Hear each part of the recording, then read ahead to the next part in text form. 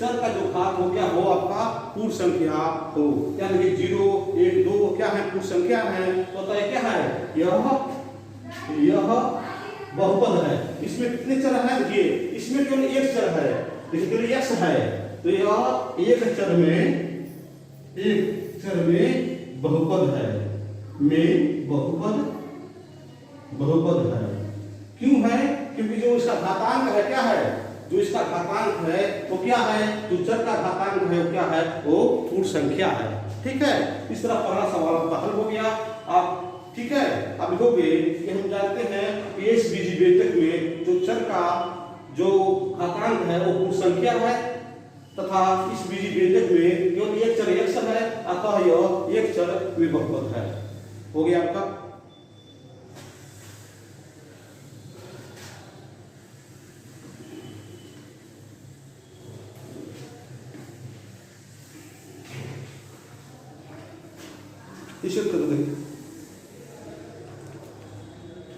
इसी तरह आपका दूसरा सवाल है जो आपका क्वेश्चन नंबर 2 है।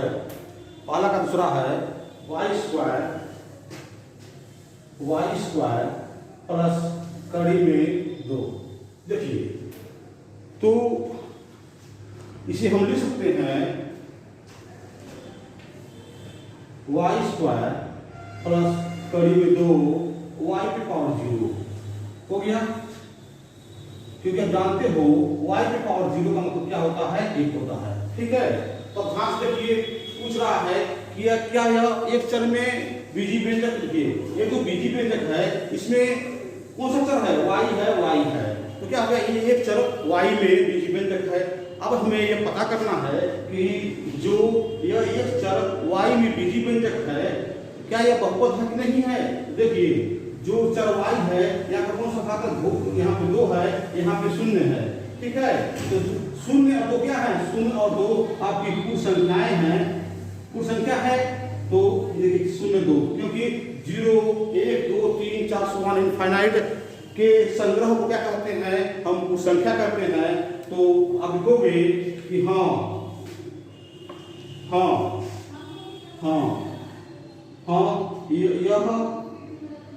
यह एक चर y में बहुपद है,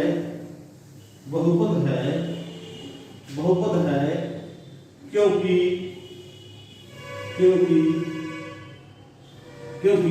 चर का घातांक क्या है, पूर्ण संख्या है। देखिए पूर्ण संख्या है। ठीक है, इसलिए क्या है, एक चर में बहुपद है। ठीक है, इसी तरह आपका question number 5।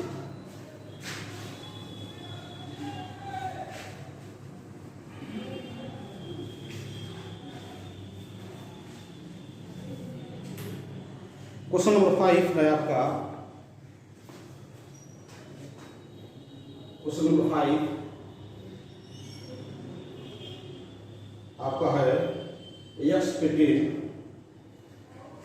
Plus y cube plus t पे 50। पूछ रहा है कि क्या ये एक चर में बहुपद है। देखिए यहाँ पे जो आपका ये बीजीव्यंजक है, बीजीव्यंजक, ये भी बीजीव्यंजक है, ये भी बीजीव्यंजक है, ये भी बीजीव्यंजक है। इसमें जो घात बस क्या है, पूर्ण संख्या है। यहाँ पे जो घात है क्या है, पूर्ण संख्या है। यहाँ भी t पे 50 ये क्या है, पूर्ण संख्या है। लेकिन ये देखिए यह क्या है, ये बहुपद है, लेकिन एक चर है। यहाँ कितने चर हैं, x है, y है, t है, तो यह 3 चर इसमें है, x y t। आप पूछ क्या रहा है, क्या यह एक चर में बहुपद है। आप लिखोगे नहीं, यह एक चर में बहुपद नहीं है। ये बहुपद है लेकिन एक चर में बहुपद नहीं है, क्योंकि यहाँ पर 3 चर x y t है।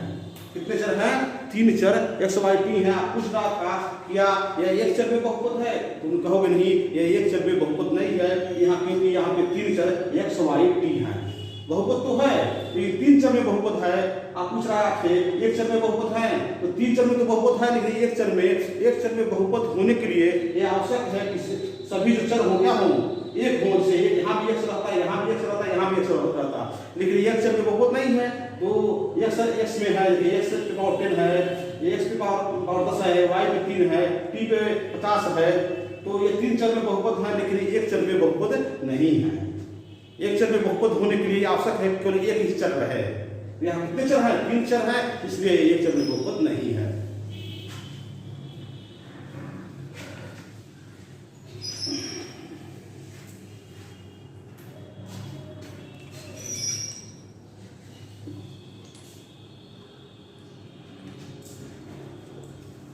ये हो गया। इसके अंतर्गत मुझे उम्मीद है कि अब सबके पास किताब उपलब्ध हो गया होगा, फिर भी मैं 2 क्वेश्चन दे रहा हूं जिसको आपको होमवर्क के रूप में घर पे हल करना है। क्वेश्चन नंबर 1 है y प्लस 2/y, यह है क्वेश्चन आपका। दूसरा है 3√t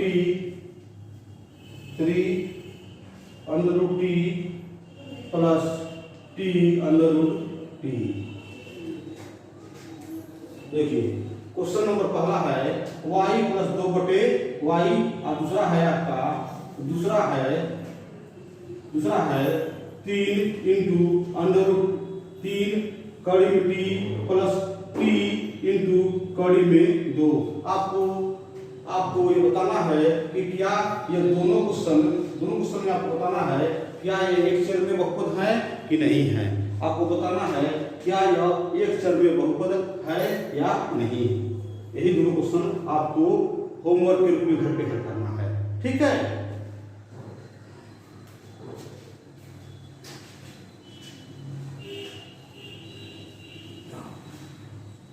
अब आते हैं हम क्वेश्चन नंबर 2 से। ये हो गया। अब दिया है अगला क्वेश्चन था यहाँ पे निम्नलिखित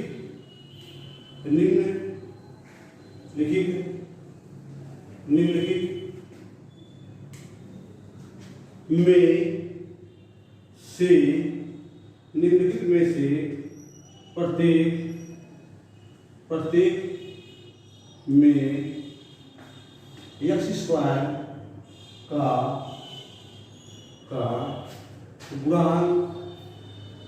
गुणांक लिखिए।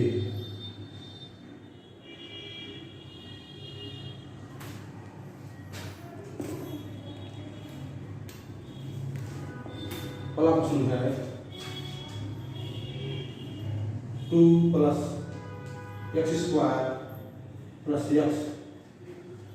दूसरा क्वेश्चन है यहाँ पे 2 माइनस x² प्लस x³। तीसरा क्वेश्चन है आपका π/2 x² प्लस x। और चौथा क्वेश्चन है आपका कड़ी में 2 x-1। देखिए जब चर के गुणांक का डिफिनेशन बताया गया था उसमें आपको बताया गया था कि जब किसी अचर का गुणा हम चर में करते हैं तो उस अचर को चर का गुणांक कहते हैं। जब किसी अचर या कांस्टेंट जब किसी अचर नंबर या कांस्टेंट नंबर का गुणा आप चर मतलब x-y-z से करते हो तो उस अचर को चर का गुणांक करते हैं, ठीक है। देखिए क्या है पूछ रहा है x² का गुणांक। देखिए यहाँ पे x² का गुणांक क्या है आपका 1 है, ठीक है। यहाँ पे x² का गुणांक क्या है आपका -1 है, ठीक है। यहाँ पे x² का गुणांक कितना हो गया आपका π/2 हो गया। यहाँ पे देखिए यहाँ पे x², देखिए यहाँ पे क्वेश्चन है कड़ी में 2 x-1, ठीक है। तो यहाँ पे देखिए x² का पद ही नहीं है, तो जब यहाँ पे x² का पद ही नहीं है तो आपका x² का गुणांक क्या हो गया 0 हो गया। या जब यहाँ पे एक्स स्क्वायर का कोई पद ही नहीं है तो एक्स स्क्वायर का गुणांक कितना हो गया, शून्य हो गया।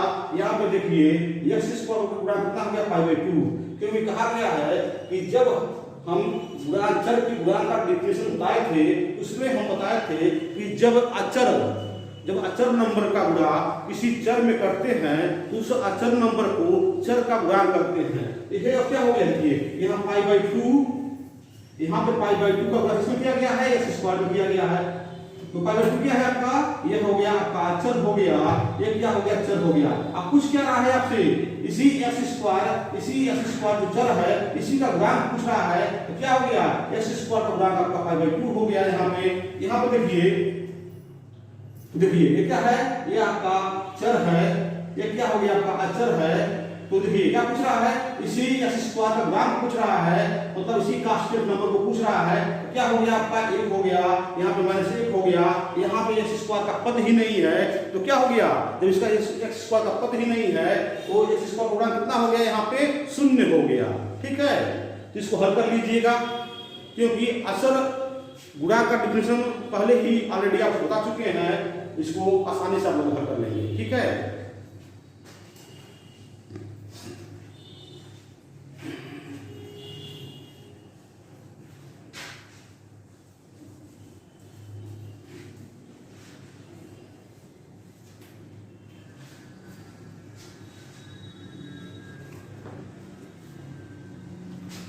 क्वेश्चन नंबर 4, क्वेश्चन नंबर 3 है 35 घात के द्विपद का 100 घात के एक पदी का एक उदाहरण दीजिए। आप इसको खुद ही हल कर सकते हैं। 35 घात का द्विपदी बहुपद जिसे कहते हैं आपको बता दिया गया है, इसमें दिया है द्विपद। मैं हिंट दे रहा हूं, ऐसे बहुपद जिसमें 2 पद होते हैं उसे द्विपदी बहुपद कहते हैं। और एक पदी पूछा है तो ऐसे बहुपद जिसमें 1 पद होते हैं उसे एक पदी बहुपद कहते हैं। तो क्वेश्चन पूछा है कि 35 घात के द्विपद का और 100 घात के एक पदी बहुपद का एक उदाहरण दीजिए। तो अब क्या करना है, ऐसा 35 घात का द्विपद और 100 घात का एक पदी का एक उदाहरण देना है, जो आप आसानी से, क्योंकि आपको डिफिनेशन पता है। डिफिनेशन क्या है कि 2 पदों वाले बहुपद को द्विपदी बहुपद कहते हैं, एक पदी वाले बहुपद को एकपदी बहुपद कहते हैं। बस करना क्या है कि जो आप चल लोगे उस पे घात 30 या घात 100 क्या करोगे, लिख दोगे, आपका हो गया। ठीक है, अब हम आगे चलते हैं।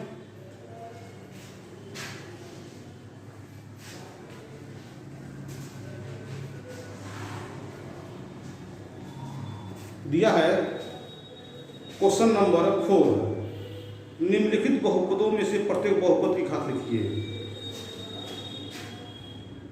क्या है, निम्नलिखित बहुपदों में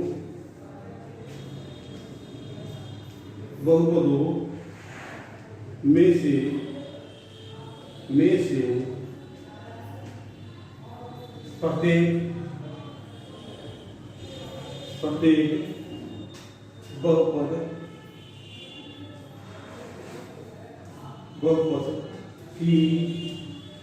की घात लिखिए।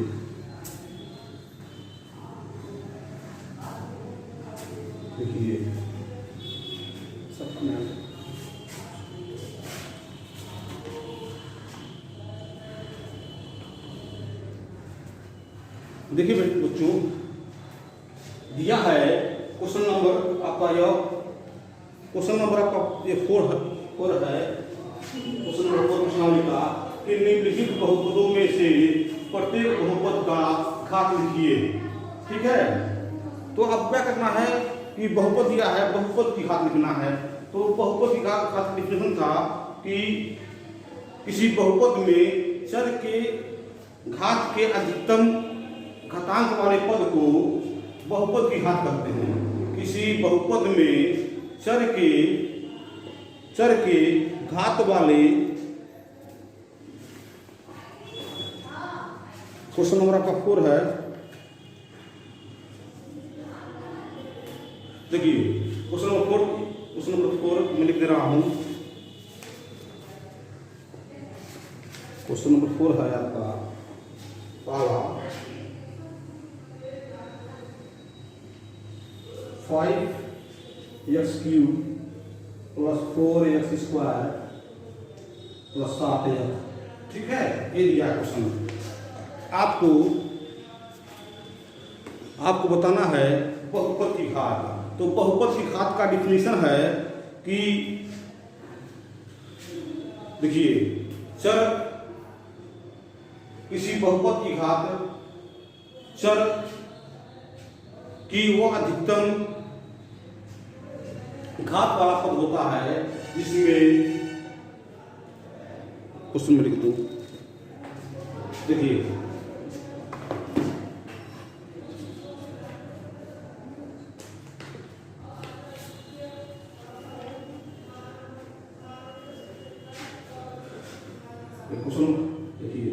एक बहुपद में चर के अधिकतम घात वाले पद के घातांक क्या कहते हैं?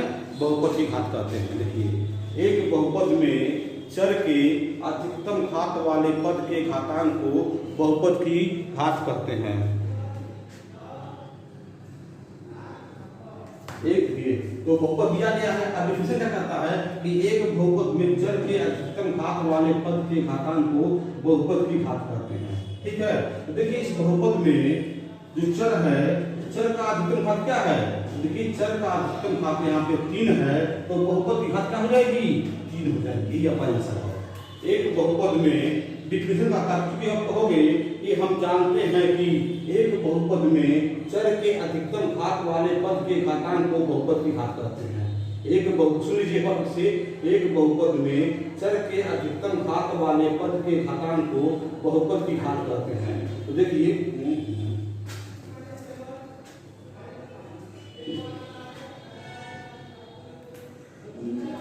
ठीक है, तो एक बहुपद में चर के अधिकतम घात वाले पद के घातांक को बहुपद की घात कहते हैं। यहाँ ध्यान रखिए कि जो बहुपद है यहाँ दिया गया है, इसमें जो चर है सबसे अधिक घात क्या है? x पे 3 है, x² है, यहाँ पे x पे 1 है। ये सबसे अधिक घात क्या है? आपका x पे घात 3।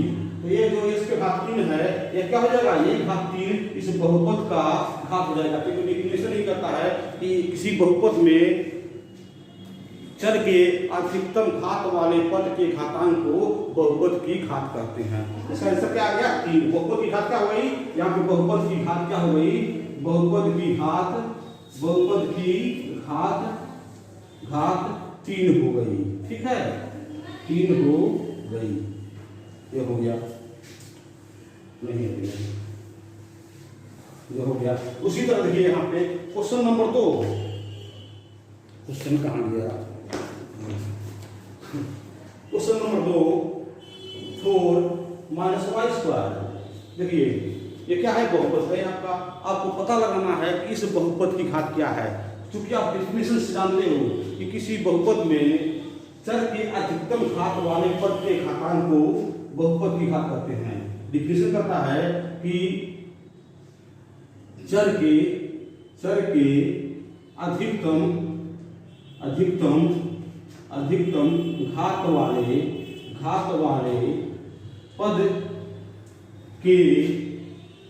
घातांक को बहुपद की घात कहते हैं। बहुपद की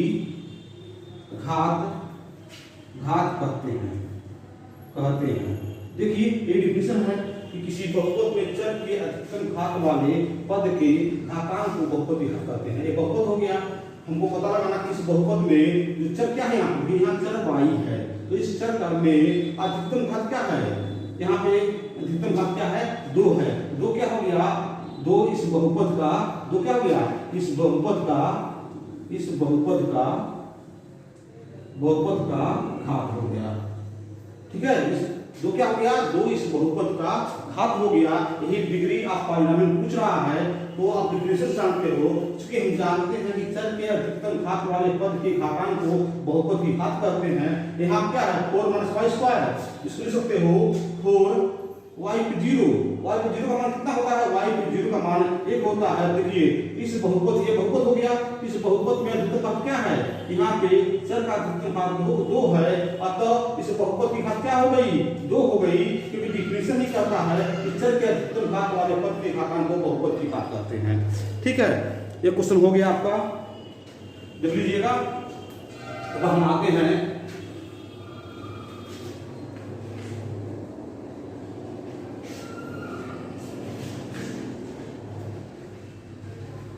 ये हो गया, इसको हल कर लीजिएगा।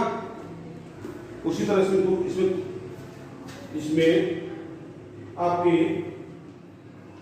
तीसरा सवाल था आपका 5t माइनस करीब 7 और उसके बाद आपका चौथा सवाल था आपका 3। देखिए यहाँ पे,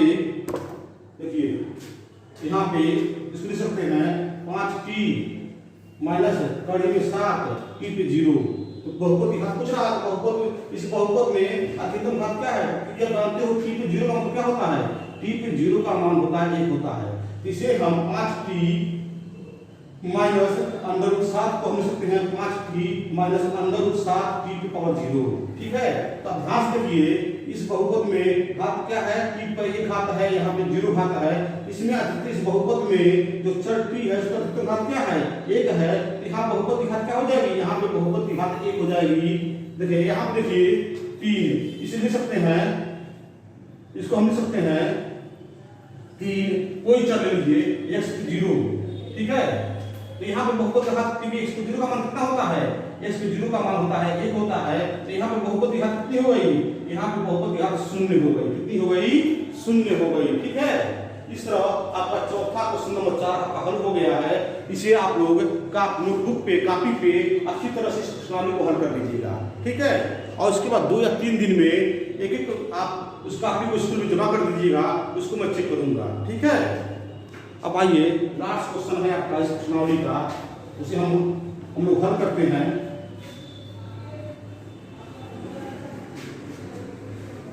लास्ट क्वेश्चन है आपका, बताइए कि निम्नलिखित बहुपदों में से कौन कौन से बहुपद रैखिक है, कौन द्विघाती है। क्वेश्चन है कि बताइए कि निम्नलिखित बहुपदों में कौन कौन बहुपद रैखिक है, कौन कौन द्विघाती है और कौन कौन त्रिघाती है। तो देखिए पहला है x² + x, दूसरा है आपका